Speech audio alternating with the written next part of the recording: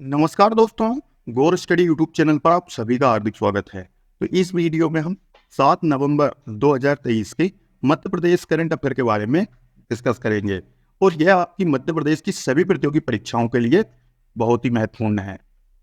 आज की वीडियो में क्या क्या रहने वाला है, तो पहले हम कल के प्रश्नों का रिवीजन करेंगे, फिर आज का मध्य प्रदेश करंट अफेयर पढ़ेंगे और मध्य प्रदेश सामान्य ज्ञान के 10 महत्वपूर्ण प्रश्न इसी वीडियो में हम डिस्कस करेंगे पूर्ण व्याख्या के साथ। और इसका पीडीएफ टेलीग्राम ग्रुप से डाउनलोड कर सकते हैं और उसका लिंक नीचे डिस्क्रिप्शन में दिया गया है। चलिए हमारी 6 नवंबर की जो मध्य प्रदेश करंट अफेयर था उसका रिवीजन कर लेते हैं। हमारा प्रश्न था, मध्य प्रदेश के किस जिले के नवाब फराज अहमद 6 साल की उम्र में 2 किताब लिखकर इंडिया बुक ऑफ रिकॉर्ड में अपना नाम दर्ज करवा चुके हैं? तो नवाब फराज हैं भोपाल के। मध्य प्रदेश का कौन सा शहर वेटलैंड सिटी बनेगा? तो ये भोपाल शहर बनेगा। और भोपाल डिवीजन की सबसे लंबी सुरंग किस जिले में बनेगी? तो यह सीहोर जिले के बुधनी क्षेत्र में बनाई जाएगी। प्रदेश का पहला लाइट हाउस प्रोजेक्ट किस शहर में तैयार हुआ है? तो ये इंदौर में हुआ है। और इंदौर के 56 दुकान को कौन सी बार ईट राइट स्ट्रीट फूड का सर्टिफिकेट मिला है? तो ये तीसरी बार इसे मिल गया है। हमारा आज का क्वेश्चन ऑफ द डे है आप सभी के लिए कि निम्न में से कौन माउंट एवरेस्ट को फतेह करने वाली मध्य प्रदेश की पहली महिला है?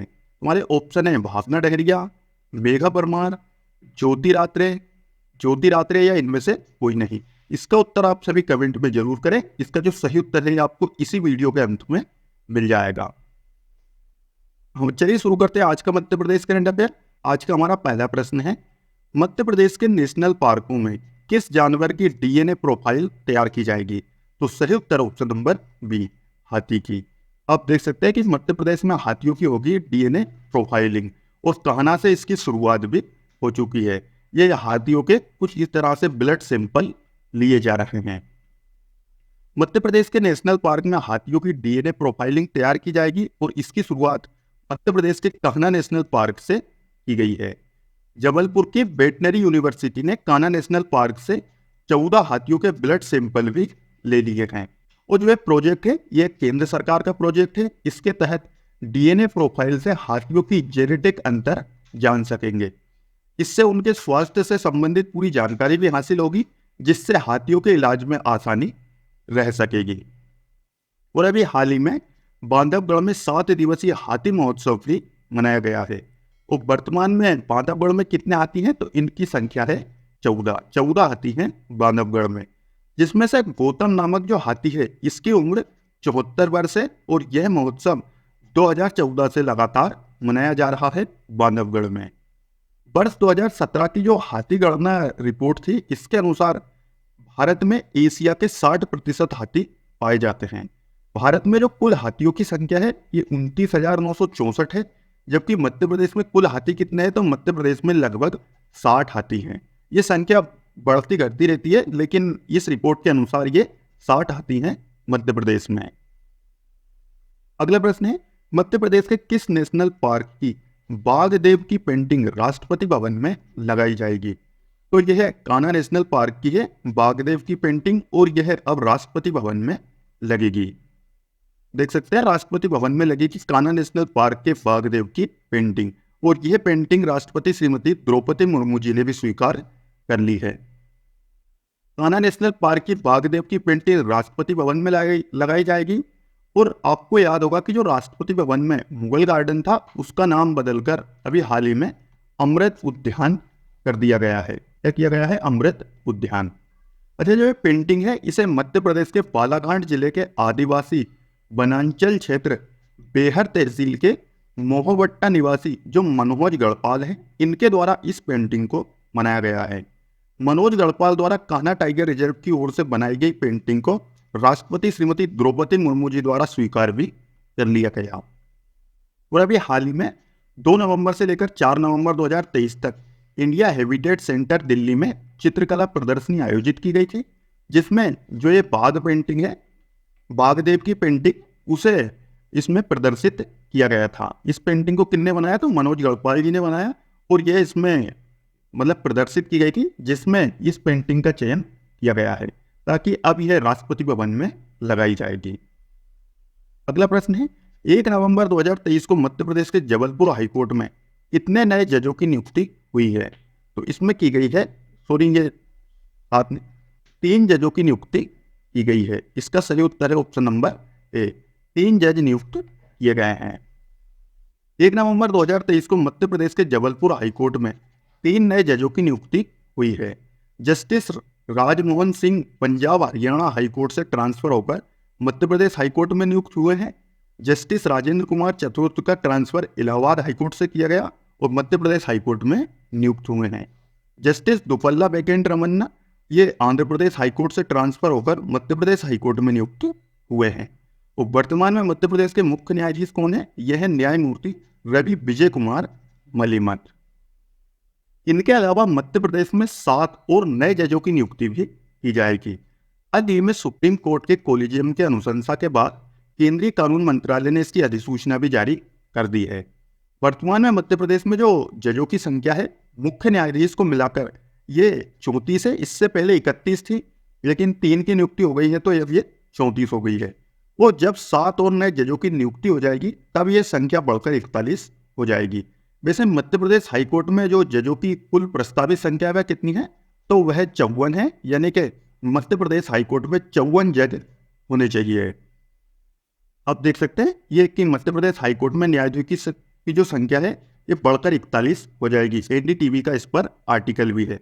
और 3 न्यायाधीशों ने तो 1 नवंबर को पदभार ग्रहण कर लिया है, जबकि 7 और नए बनाए जाएंगे। और मध्य प्रदेश उच्च न्यायालय कहाँ? ये जबलपुर में स्थित है। और जबलपुर से पहले कहाँ था? तो ये नागपुर में हुआ करता था। और 1956 में मध्य प्रदेश का उच्च न्यायालय जबलपुर में स्थापित किया गया था। जब मध्य प्रदेश का गठन हुआ था तब मध्य प्रदेश का उच्च न्यायालय नागपुर से जबलपुर लाया गया। तो मध्य प्रदेश उच्च न्यायालय की 2 खंडपीठ भी है जिन्हें 1968 में बनाया गया था। एक खंडपीठ इंदौर में स्थित है और दूसरी खंडपीठ ये ग्वालियर में स्थित है। वो तीसरी खंडपीठ यह भोपाल में प्रस्तावित है। भोपाल में प्रस्तावित है तीसरी खंडपीठ मध्य प्रदेश उच्च न्यायालय की। और मध्य प्रदेश उच्च न्यायालय के प्रथम मुख्य न्यायाधीश कौन थे? यह थे मोहम्मद हिदायतुल्लाह। अगला प्रश्न है, हाल ही में पश्चिमी मध्य रेलवे का महाप्रबंधक किसे नियुक्त किया गया है? तो हाल ही में श्रीमती शोभना बंदोपाध्याय को जो पश्चिमी मध्य रेलवे है इसका महाप्रबंधक नियुक्त किया गया। उस श्रीमती शोभना बंदोपाध्याय पश्चिमी मध्य रेलवे की पहली महिला महाप्रबंधक हैं। इससे पहले वह रेलवे बोर्ड में प्रिंसिपल एग्जीक्यूटिव डायरेक्टर विजिलेंस के पद पर कार्यरत थी।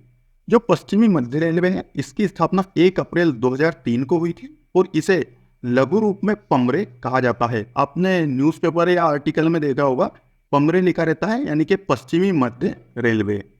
और पश्चिमी मध्य रेलवे का मुख्यालय कहाँ है? तो यह जबलपुर में स्थित है। अब आप एपीपीएससी के लिए महत्वपूर्ण रामबाण प्रश्नों का डिस्कस करेंगे। पहला प्रश्न है, मध्य प्रदेश के किस जिले में संगमरमर तराशने का केंद्र स्थित है? तो सही उत्तर है ऑप्शन नंबर बी, जबलपुर में। संगमरमर तराशने का केंद्र मध्य प्रदेश के जबलपुर जिले में स्थित है। और जबलपुर जिले का जो भेड़ाघाट है इसे संगमरमर की नगरी कहा जाता है। और जबलपुर में धुआंधार जलप्रपात स्थित है। यह भेड़ाघाट किस नदी के किनारे स्थित है? तो यह नर्मदा नदी के किनारे स्थित है। अगला प्रश्न है, Bharat heavy electricals limited Madhya Pradesh में कहाँ स्थित है? तो यह भोपाल में स्थित है। जो BHEL है, BHEL यह भोपाल में स्थित है। 1956 में ब्रिटेन की सहायता से भोपाल में हेवी इलेक्ट्रिकल्स इंडिया लिमिटेड की स्थापना की गई थी। इसके बाद में 1964 में Bharat heavy electricals limited company की स्थापना की गई थी। और 1974 में हेवी इलेक्ट्रिकल्स लिमिटेड कंपनी का विलय BHEL में कर दिया गया था। और 1991 में BHEL को सार्वजनिक उपक्रम का दर्जा दिया गया। और 2013 में इसे महारत्न कंपनी का दर्जा दिया गया है। और वर्तमान में भारत में महारत्न कंपनियों की संख्या कितनी है? तो महारत्न कंपनियों की संख्या 13 हो गई है। अगला प्रश्न है, महेश्वर की साड़ियों के लिए प्रसिद्ध है। तो महेश्वर की साड़ियों के लिए खरगोन प्रसिद्ध है। महेश्वर की साड़ी मतलब जो ये है खरगोन के अंतर्गत ही आता है महेश्वर। लेकिन हमारा प्रश्न था कि महेश्वर की साड़ियों के लिए प्रसिद्ध है, तो वह ऑप्शन के हिसाब से रहेगा, तो वह है खरगोन। जबकि महेश्वर खरगोन जिले के अंतर्गत ही आता है। महेश्वर की साड़ियों के लिए खरगोन जिला प्रसिद्ध है। और महेश्वर की जो साड़ियां हैं इसका जीआई टैग भी खरगोन जिले के पास में है। चंदेरी साड़ियों के लिए अशोकनगर जिला प्रसिद्ध है और चंदेरी साड़ियों का जीआई टैग अशोकनगर के पास है। चमड़े के खिलौने के लिए इंदौर प्रसिद्ध है, इसका जीआई टैग भी इसके पास है। और रतलामी सेवों के लिए, मतलब रतलाम जिला रतलामी सेवों के लिए प्रसिद्ध है और इसका जीआई टैग, रतलामी सेवों का जीआई टैग भी रतलाम जिले के पास है। वैसे अगर आप मध्य प्रदेश के प्रमुख जीआई टैग के ऊपर बनी वीडियो देखना चाहते हैं तो आप यूट्यूब में सर्च कर सकते हैं एमपी जीआई टैग, और सबसे पहले आपको वीडियो मिल जाएगी, उसे आप देख लीजिए।